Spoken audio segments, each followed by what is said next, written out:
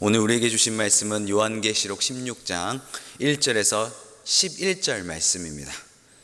요한계시록 16장 1절에서 11절의 말씀인데요, 제가 가지고 있는 성경 신약 414면에 있습니다. 요한계시록 16장 1절에서 11절의 말씀인데요, 우리 한 목소리로 합독하도록 하겠습니다. 또 내가 들으니 성전에서 큰 음성이 나서 일곱 천사에게 말하되 너희는 가서 하나님의 진노의 일곱 대접을 땅에 쏟으라 하더라. 첫째 천사가 가서 그 대접을 땅에 쏟음에 짐승의 표를 받은 사람들과 그 우상에게 경배하는 자들에게 악하고 독한 종기가 나더라.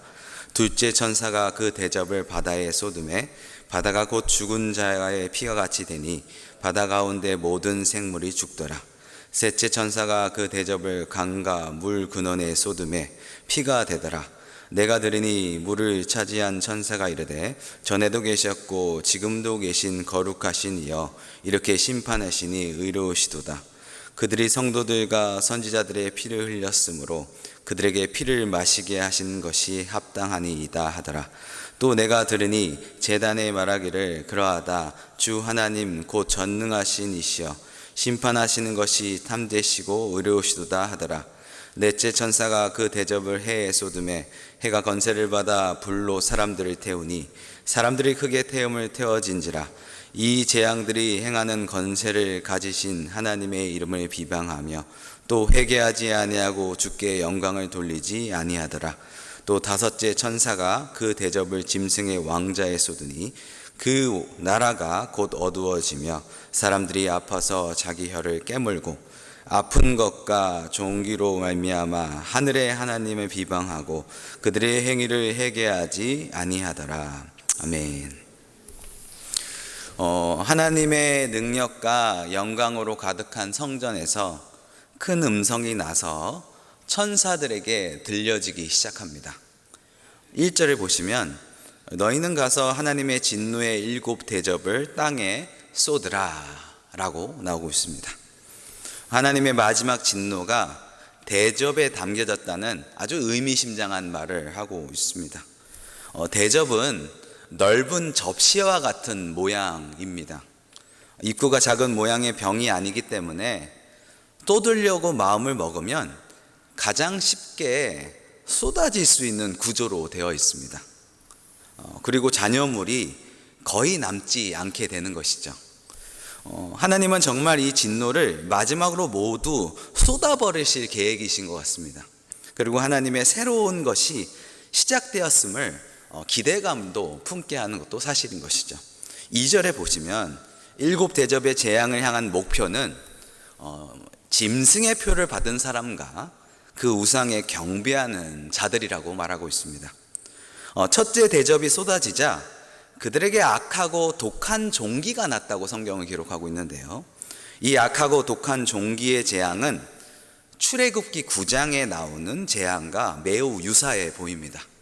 거기서 모세는 화덕에 재 두 움큼을 가지고 바로의 눈앞에서 하늘을 향해 날리죠.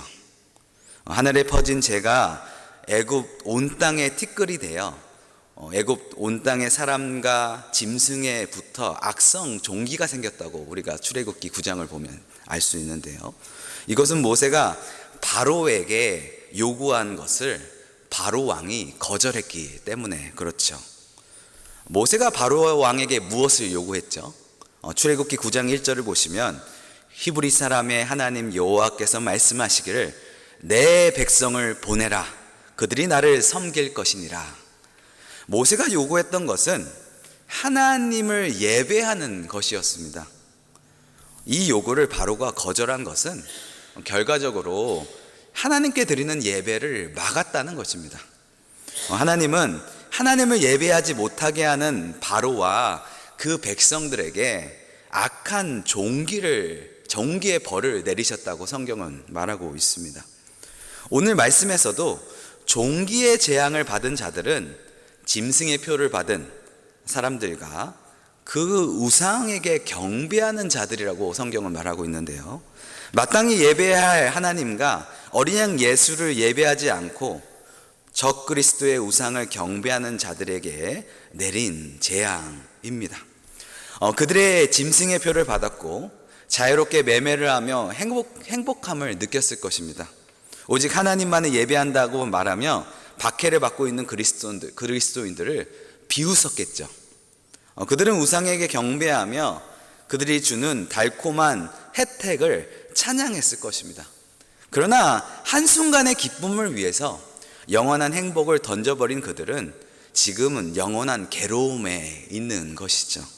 그러므로 우리는 이 말씀을 보면서 시편 기자가 한 결단의 고백을 드려야 된다고 생각이 되는데요. 시편 16편 4절을 제가 읽겠습니다. 16편 4절입니다. 다른 신에게 예물을 드리는 자는 괴로움이 더할 것이라. 나는 그들이 드리는 피의 전제를 드리지 아니하며 내 입술로 그 이름도 부르지 아니하리로다. 이 고백이 바로 우리의 고백이 되어야 된다는 것입니다. 악하고 독한 종기의 괴로움은 다가 아닙니다. 이제 첫 번째 대접이 쏟아졌을 뿐이죠. 3절에 보시면 두 번째 천사가 대접을 바다에 쏟았다고 나오고 있는데요. 곧 바다가 죽은 자의 피같이 되니 바다에 사는 모든 생물이 죽었더라. 셋째 천사의 대접은 피에 관한 것인데요. 셋째 천사는 그 대접을 어디에 쏟죠? 강과 물 군원에 쏟았다고 성경은 말하고 있습니다. 이것도 곧 피로 변하죠. 그러면서 천사가 앞서 부른 성도들이 부른 찬양 주제를 반복해서 부르는데요. 5절을 보시죠. 전에도 계셨고 지금도 계신 거룩하신 이여 이렇게 심판하시니 의로우시도다. 이 심판은 부당하지 않고 정당한 것입니다. 그 이유는 6절에 그들이 성도들과 선지자들의 피를 흘렸으므로 그들에게 피를 마시게 하는 것이 합당한 것이다 라고 말합니다. 그러자 7절에 제단도 그 하나님의 심판이 정당하다고 동의를 하죠. 그러하다 주 하나님 곧 전능하신 이시여 심판하시는 것이 참되시고 의로우시도다 라고 말합니다. 두 번째와 세 번째 재앙도 모세의 재앙을 생각하게 하는데요. 모세가 계속해서 바로에게 같은 요구를 하죠. 어떤 요구였죠? 하나님의 백성을 보내라. 하나님을 예배해야 되니 내 백성을 보내라 라고 말했습니다. 그러자 바로가 듣지 않고 그래서 모세가 지팡이를 들고 어떻게 하죠? 나일강을 칩니다. 그랬더니 그 물이 피로 변했고 나일강이 고기가 죽고 그 물에서 악취가 났다고 합니다. 더 이상 마실 수 없는 물이 되었다고 우리가 성경을 보면 알 수 있습니다. 천사는 피로 심판하는 이유를 그들이 성도들과 선지자들의 피를 흘렸기 때문이라고 말하고 있습니다. 성도들이 피를 흘린 이유는 그들이 성도들의 예배를 막았기 때문인 것이죠. 이것을 우리가 알 수 있는 것은 무엇이죠? 초대교회 성도들은 예배 드리는 것에 목숨을 걸었다는 것입니다. 여러분 혹시 예배 드리는 것에 목숨을 걸어보신 적이 있으십니까? 저는 목숨은 아니고요. 아마 되게 어려운 공경에 빠진 적이 있는데요. 남자들은 다 군대에 가죠. 근데 군대에서 제가 2등병 때 교회를 못 가게 했습니다. 고참들이. 근데 제가 어떤 마음인지 저는 반드시 교회를 가야겠습니다 해가지고 고참 몰래 교회를 갔다 온 적이 있습니다. 그래서 내무법원에 돌아왔는데 분위기가 쌀벌한 거예요. 너무 차가운 거죠. 그 이유는 신기쁨이라는 이병이 교회를 몰래 갔다 왔기 때문이라고 이렇게 말하고 있는 것이죠. 그래서 내리갈굼이라고 하죠. 엄청 쌀벌한 거예요. 그래서 제가 그때 2시간 동안 갈굼을 당한 적이 있는데요. 우리는 예배를 드릴 때 너무나 쉽게 예배를 드리는 환경 속에 있기 때문에 예배에 대해서 너무나 쉽게 생각할 수 있습니다. 근데 이 초대교회 성도들은 예배를 드리는 것에 목숨을 걸었다는 것이죠. 비록 피를 흘리며 죽어갈지라도 하나님이 아닌 것에 예배할 수 없고 하나님 앞에 예배하지 않을 수 없다라는 것이 그들의 고백이었습니다. 이것은 출애굽기 모세와 노예 생활을 하고 있었던 이스라엘 백성들도 마찬가지였습니다. 그들은 단지 하나님을 예배하겠다고 바로와 맞서 싸웠습니다. 아마 인류 역사상 하나님을 예배하기 위해서 이렇게 큰 싸움을 벌인 적은 없었을 것입니다. 하나님이 모세를 통해서 이스라엘 백성들에게 요구한 것은 단 한 가지였습니다. 바로 예배였다는 것이죠. 마땅히 드려야 할 예배를 드리지 못하고 애굽의 우상들에게 절해야 되는 그런 상황은 그들이 비록 피를 흘리고 쓰러지더라도 결국 용납될 수 없는 상황이었던 것이죠. 그래서 그들은 예배하기 위해서, 오직 예배를 위해서 당대 최강국인 이집트와 국가와 맞서 싸웠던 것입니다. 나일강에 피로 물든 것은, 그리고 오늘 말씀의 바다와 강의 물의 근원이 피로 변했다는 것은 그들이 물 대신 그 피를 마셔야 된다는 것을 의미하고 있습니다. 피는 생명이지만 혈관 속에 있는 것과 우리가 식도를 타고 들어가는 것은 차원이 다른 것이죠. 그들에게 주는 생수를 마실 수 없는 처지가 되었습니다. 이 심판이 정당한 것은 성도들이 예배드리지 못하는 것은 바로 이와 동일한 괴로움이라는 것을 말씀하고 있습니다.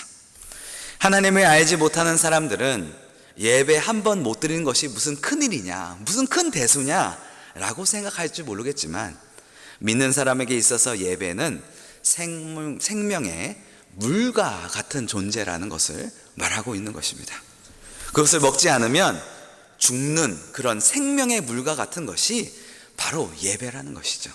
그러므로 주님이 이 심판은 의로운 심판이라고 말씀하고 있는 것입니다. 8절에 넷째 대접부터 강도가 더 세지는데요, 넷째 전사가 대접을 해에 쏟았다고 말하고 있습니다. 그랬더니 어떻게 됩니까? 해가 건세를 받아 불로 사람들을 태웠다고 말하고 있습니다. 그러나 그럼에도 불구하고 사람들은 구절을 보니까 그 재앙을 일으킨 하나님의 이름을 비방할 뿐만 아니라 회개하지 않고 하나님께 영광을 돌리지 않는 예배자로 나오지 않았다고 성경은 말하고 있습니다. 10절에 다섯 번째 대접이 상황에서도 그들의 태도는 변하지 않습니다. 다섯 번째 천사가 대접을 짐승의 왕자에 쏟았다고 말하는데요, 여기서 짐승이란 붉은 용이 자기 하수인 적그리스도로 세운 존재입니다. 사람들은 이 적그리스도를 경배를 하죠. 다섯 번째 천사로 바로 이 근원적인 악에 가해지는 심판입니다. 그 대접에 짐승의 왕자에 쏟아지자 그 나라가 곧 어두워지며 사람들이 아파서 혀를 깨물을 정도라고 성경은 말하고 있습니다. 왜 혀를 깨물을까요? 본래 아픔이라는 것은 더 큰 자극으로 상승되는 측면이 있기 때문인 것이죠. 여러분, 주사를 맞을 때 간호사가 엉덩이를 착착 치지 않습니까? 그런 비슷한 개념인 것이죠. 더 아픈 것이 오기 전에 자극을 주는 겁니다. 어깨가 아플 때 안마를 받는 것도 마찬가지죠. 더 큰 자극을 주면서 잠시 그 아픔을 잃어버리게 하는 것이죠. 그러니까 사람이 혀를 물었다는 것은 더 낫다는 것입니다. 혀를 깨물으면 그 아픔을 얼마나 큰지를 우리에게 말씀하고 있는 것이죠. 그러나 중요한 것은 그 큰 고통에도 불구하고 그들은 여전히 회개하지 않고 강팍한 마음을 버리지 않았다는 것입니다. 여러분, 바로 왕도 마찬가지였습니다. 바로 왕은 굳이 그 10가지 재앙을 받을 필요가 없었습니다. 그러나 바로의 마음이 완악하여 하나님의 말씀을 듣지 않았던 것이죠. 그래서 바로는 9번이나 스스로 마음을 완악해 했다고 성경은 말하고 있습니다. 그러나 그 완악함의 결과가 무엇이죠? 바로 말할 수 없는 고통입니다. 마음이 완악한 자들이 이렇게 하나님의 재앙을 내리심으로 그들에게 큰 소리로 외쳐도 그 완악함이 풀리지 않는 것이죠. 그래서 우리를 구원하시기 위해서 예수님조차도 이렇게 어떻게 말씀하시죠? 말씀을 받아들이지 않는 그들을 향해서 멸망받기로 작정한 자들이라고 하나님께서 탄식을 하시고 있습니다. 이 땅의 우상을 숭배하는 것은 멸망받기로 작정한 사람들의 선택입니다. 그리고 오직 하나님만 예배하는 것은 구원받기로 작정한 사람들의 선택인 것이죠. 그리고 우리는 이 선택에 물러남이 없어야 되겠습니다. 바로 하나님을 예배하는 이 선택에서 우리는 결코 물러설 수 없다는 것이죠.